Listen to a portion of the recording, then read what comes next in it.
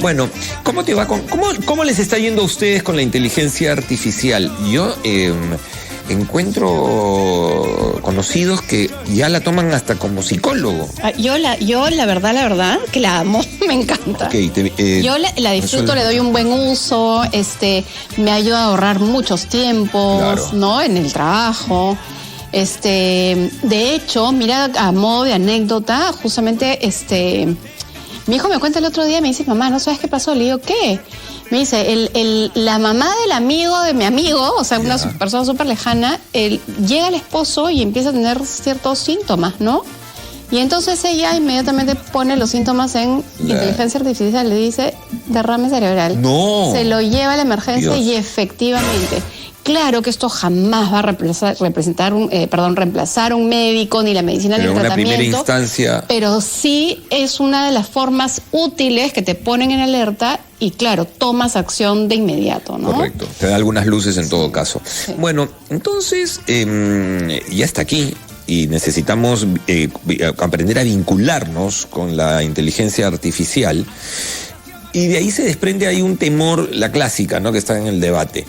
Pero la inteligencia artificial nos va a dejar sin trabajo. Hay algunas profesiones en particular que necesitan tomar cartas en el asunto. Vamos a conversar sobre eso con Rodolfo Kremer. Él es especialista en temas de educación superior, empleabilidad y tecnología. Bienvenido. Gracias por la invitación, es un placer estar con ustedes, Carlos, Sara. Muchas gracias. Bueno, y de hecho hay, no sé si decir posiciones o tal vez gente que digamos ha encontrado el buen uso de la inteligencia artificial y por otro lado está el temor, ¿no? ¿Cómo digamos, ver si realmente hay motivos para tenerle miedo a la inteligencia artificial? Los motivos del miedo son intrínsecos al ser humano. Totalmente. El ser humano quiere estabilidad. Desde que vivíamos en las cavernas, buscábamos seguridad. La seguridad es una necesidad básica del ser humano. Por lo tanto, es natural sentir temor, pero también es natural sobreponernos a ese temor y prepararnos para un futuro. Lo acabas de precisar, la inteligencia artificial es una herramienta preciosa para ayudarnos en la vida. Pero tenemos que vencer ese temor natural de lo que vamos a perder y empezar a enfocarnos en lo que vamos a ganar.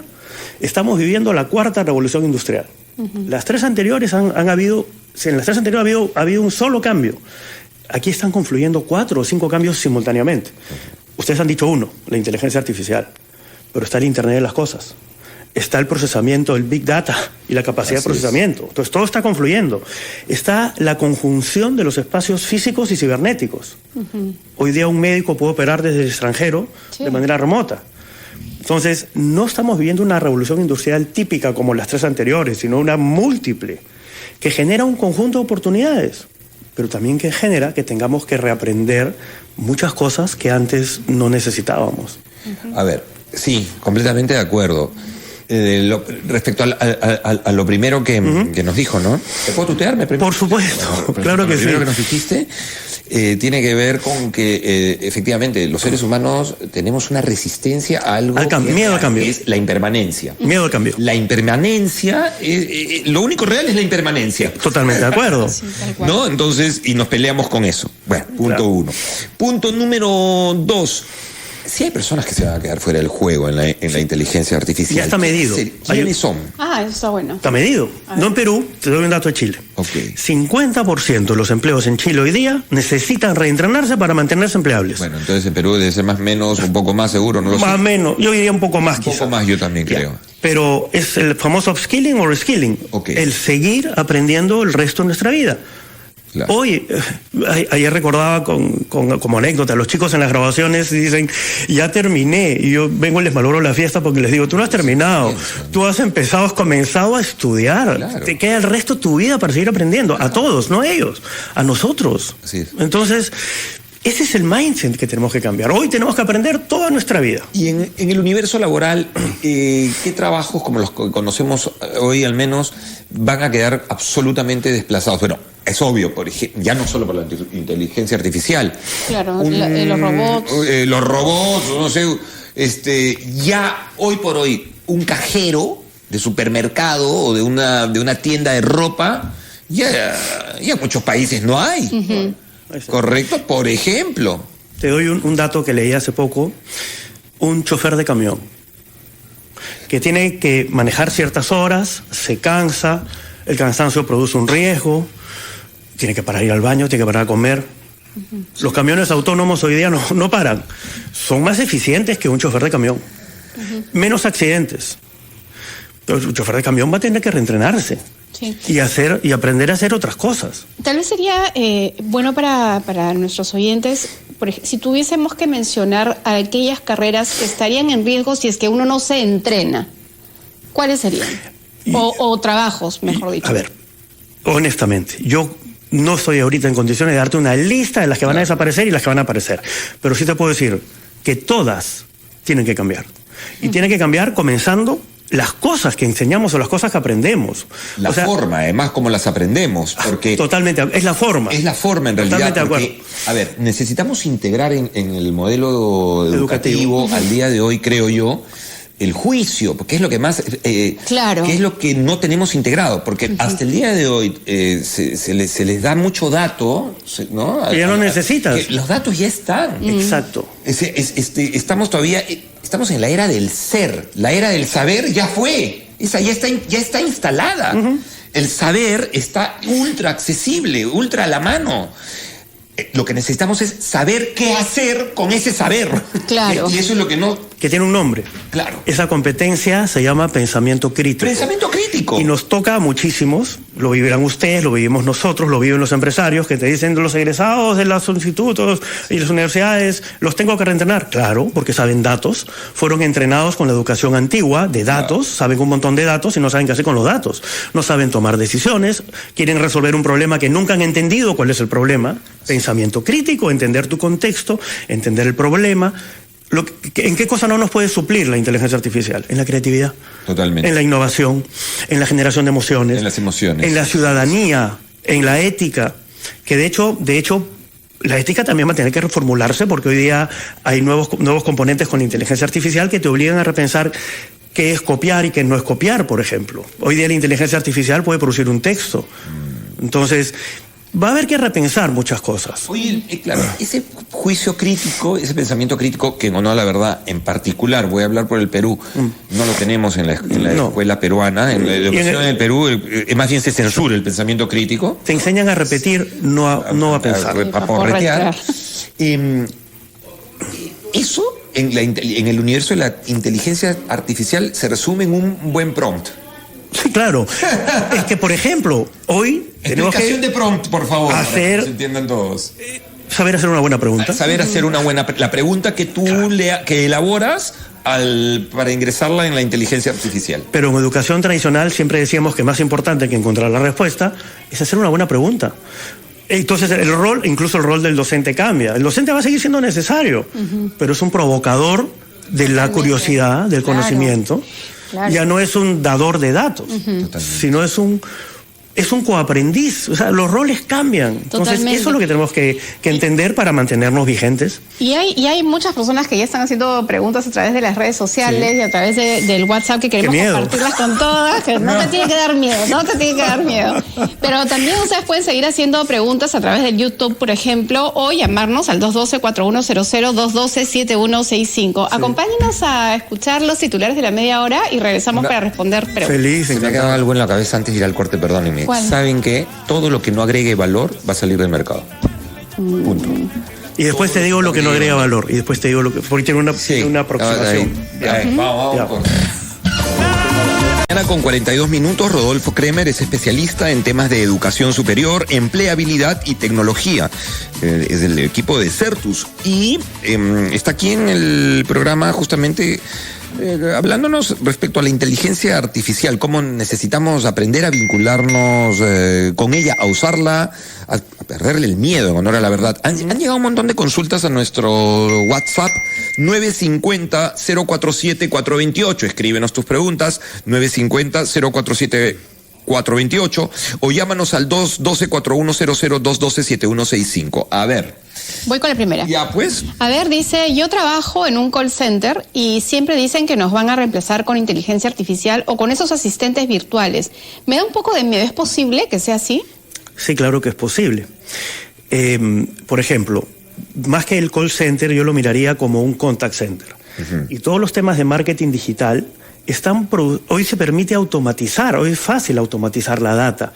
Y entonces los trabajos humanos, donde antes había que llamar a miles de personas para llegar a un grupito pequeño de leads y prospección, hoy en día se puede ahorrar gran parte de ese camino con inteligencia artificial, procesamiento de data, que después ponen en las manos de una persona en un call center muy bien preparada la gestión humana con una persona en un nivel distinto del proceso de venta. Lo que va a tener que hacer esta persona del call center, que antes seguramente estaba acostumbrada a hacer una llamada en frío, llamar a 100 personas para que te conteste uno, hoy en día va a recibir por la inteligencia artificial 3 datos a los cuales va a tener que contactar de manera muy especializada. No sé si me explico. Entonces, sí, claro, va a tener que reaprender y hacerse más especialista en otras cosas, por supuesto. Soy un contador de 60 años. Me sorprende cómo avanza la tecnología. ¿Cómo puedo involucrarme más en ella para no quedar obsoleto? Me imagino que capacitándose, ¿no? Sin duda, pero por ejemplo, los contadores o las personas que analizan estados financieros, los estados financieros hoy se pueden producir de manera automática con la generación de los datos de un negocio. La interpretación de un estado financiero, la lectura de un estado financiero en un contexto determinado de la economía de un país donde se cierran las importaciones de USA, de Estados Unidos, o se ponen aranceles, las decisiones son humanas. Entonces la capacidad de este contador, si se va a dedicar a procesar datos, va a ser reemplazado por inteligencia artificial. Claro, lo que no va a hacer jamás la inteligencia artificial es discernir. Tomar una decisión. El juicio crítico, tomar una decisión. El análisis. Agarrar la data, agarrar diferentes datos y tomar una decisión. Lo que me lleva a pensar que, nuestro sistema educativo todavía está, digamos, bastante distante de lo que uno quisiera, ¿no? Sí. Pero sí me lleva a pensar que dentro de lo que es ya la formación educativa, en primaria, en secundaria, desde muy abajo, ya debería haber este tipo de entrenamiento con inteligencia artificial. Para que ellos, más que el entrenamiento con inteligencia artificial, más bien replanteo, no solamente la coexistencia, sino más bien reforzar mucho el desarrollar un juicio crítico. Sin duda, sin duda.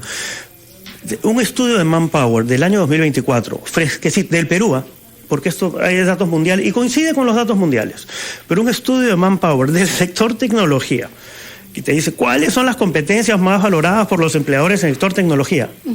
Las 6 principales son lo que antes llamaban competencias blandas. Ninguna es tecnológica. Habilidades blandas. Porque, claro, ¿qué te pide? Colaboración, trabajo en equipo, autoaprendizaje. La capacidad de autoaprender. Hoy lo dijimos al comienzo del programa, hay mucha información disponible, pero el responsable de aprender, los roles cambian. Hoy el estudiante es responsable de aprender. No aprende el que no quiere. Totalmente. Nuevamente, no nos estamos dando cuenta que estamos en la era del ser, no del hacer. Así es. Y seguimos instalados en el hacer. Tal es así que esta tercera pregunta que llega al WhatsApp está enfocada en el hacer y no en el ser, lamentablemente. Claro. ¿Qué recomendaciones pueden brindar a los chicos que van a iniciar una carrera universitaria? ¿Qué carreras pueden escoger? Tienen que escoger las carreras con las que conecten con su pasión, con eso que les fluye, con eso que les es fácil hacer, con eso por lo que vienen. Sí. O sea, no es que yo porque elija tal carrera voy a obtener éxito, eso no es real. Claro, y es que el error está justamente el día de hoy, ¿dónde están los negocios o el éxito en general? ¿En qué lugares están? Entonces dicen, entonces yo voy a estudiar eso. Pero de acá a 5 años que termines tu carrera ya el mundo cambió otra vez. Sin duda. Hay una anécdota no voy a decir, pero hace unos años tenía que sustentar ante una entidad regulatoria un lanzamiento de una nueva carrera. Típica, porque la carrera era psicología. y me hacían preguntas de demanda y varias preguntas. Vamos a hacer una breve pausa. Ustedes saben que aquí en RPP la información siempre es primero y nos vamos con 10:52 minutos. Nosotros seguimos aquí en Encendidos para retomar la conversación con nuestro invitado, Rodolfo Kremer. Y estamos hablando justamente de la inteligencia artificial y ese temor que hay en cuanto a perder trabajos, ¿no? Y ya una de las cosas que nos vienes diciendo es que primero uno no tiene que tener temor, pero sí tienes que actualizarte y entrenarte para que esto sea también parte de las habilidades que vas a ir logrando en el tiempo. Y lo más importante es que nos has comentado que más bien el hecho de lograr conseguir un trabajo en el tiempo tiene que ver con las habilidades blancas, que son partes que la inteligencia artificial jamás va a poder reemplazar. Por lo menos hasta hoy, por lo menos hasta hoy no las ha reemplazado. Claro. Esas son las fundamentales, incluso en el sector tecnología. Y es un tema de mirar el vaso medio lleno y no medio vacío. En el sector tecnología, el 53% de los empleos es remoto. El 22% híbrido. Y solo el 12% es presencial local. El otro 12% es remoto local. ¿Qué quiere decir eso? Que un peruano puede trabajar en España sin irse del Perú. Y de hecho sucede. En el sector tecnología, 18% de los peruanos trabaja de manera remota desde el Perú para atender demandas del extranjero de cualquier país. En programación, entonces, eso rompe los paradigmas y rompe las fronteras. Las oportunidades están, ya no en el país, están en el mundo. Y la tecnología es un gran habilitador de la conexión de las personas. Entonces hay que empezar a mirar el mundo con oportunidades más allá de nuestra propia nariz o nuestra propia ciudad o nuestra propia frontera. Pero por eso nuevamente un poco a lo que Carlos comentaba, o sea, a la pregunta justamente de que nos llegaba al WhatsApp, o sea, ¿qué carrera elegir un chico que recién quiere entrar a la universidad? En realidad tiene que ser lo que te gusta y te apasiona, sí, porque en el camino siempre va a estar la tecnología y la inteligencia artificial en cierta medida como herramienta. Hoy es transversal, hoy hablamos de ser letrado tecnológico. Totalmente. En todas las carreras. Un contador, que hablábamos hace un ratito, a propósito, el señor contador podría ser contador de una empresa en Argentina, si quiere. O sea, la tecnología hoy día permite eso. Él podría, la contabilidad la puede recibir físicamente y él puede interpretarla y ser un asesor de una empresa en otro país. Pero sí, lo que tenemos que hacer es prepararnos para el futuro. La legislación ojalá nos acompañe, porque a veces la legislación es un corsé que nos exige que las carreras se parezcan al pasado cuando la demanda nos pide cosas en el futuro. Hay una contradicción muy interesante. La educación forma a la gente por conocimientos, la educación tradicional forma por conocimientos, pero el mercado contrata por competencias. Y las competencias son complementarias a los conocimientos. Entonces, lo que tenemos que hacer es cambiar la forma en la que educamos. Que de hecho eso lo hacemos nosotros en Certus, es fomentar justamente estas habilidades que llaman blandas, algunos llaman blandas, pero yo las llamo habilidades humanas.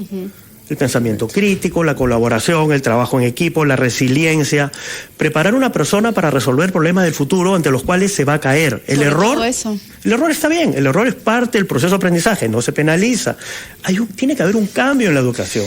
Totalmente, un cambio. O sea, error es no aprender de la equivocación pasada. Totalmente.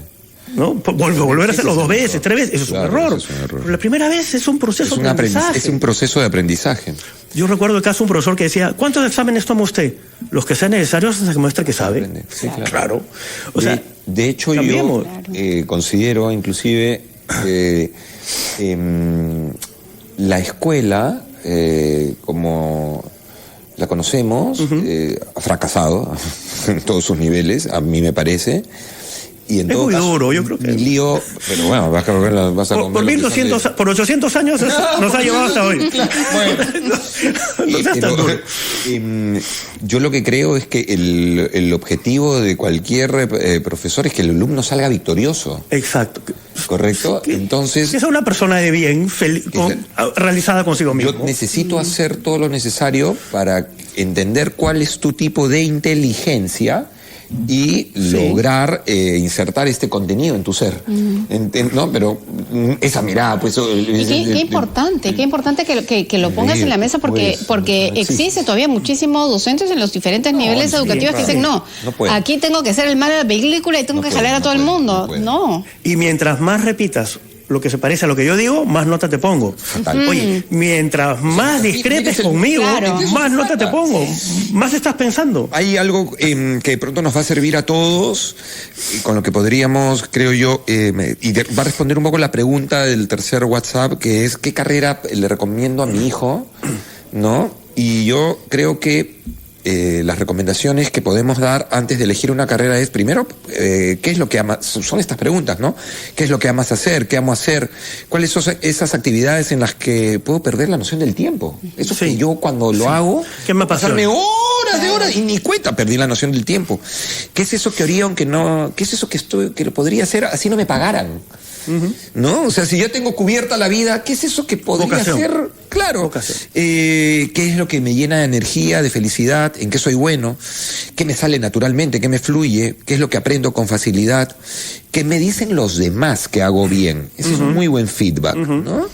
¿Qué problemas del mundo me gustaría resolver? ¿Cómo puedo contribuir a hacer la vida de los demás mejor? ¿Por qué me podrían pagar? ¿Qué habilidades tengo que pueden ser valoradas profesionalmente? ¿Por qué cosas que yo hago la gente podría estar dispuesta a pagar? ¿Y cómo hago para monetizarlo? Yo creo que esas son las primeras preguntas o las necesarias para ir al siguiente nivel, que tiene que ver con la elección de la carrera, que es el vehículo para poner mi talento en el mundo. Sí. Tú eres un comunicador y lo has dicho mejor que un educador.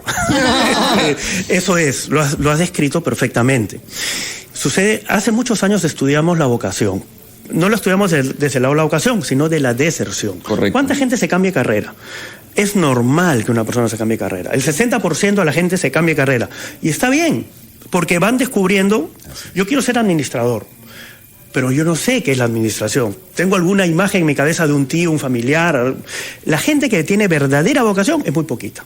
Entonces yo entro a estudiar administración o contabilidad y de pronto descubro, no, esto no me gusta. Pero lo pruebo cuando estoy adentro. Y una parte importante se cambia de una a otra carrera. ¿Qué descubrimos?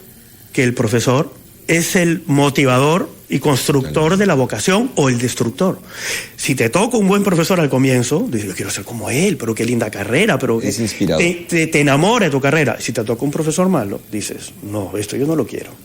Entonces es importantísimo poner a los mejores profesores al comienzo para consolidar la vocación. Claro, y la vocación se forma y se consolida. Y aprovecho para tomar una pequeña anécdota sobre lo que acabas de comentar. Yo recuerdo en el colegio, mi profesora de Historia del Perú tenías que aprenderte al pie de la letra todo, fechas, nunca entendías la historia, simplemente aprende los datos. Claro. Pero en la universidad me tocó una profesora que era una historiadora y era una inspiradora total.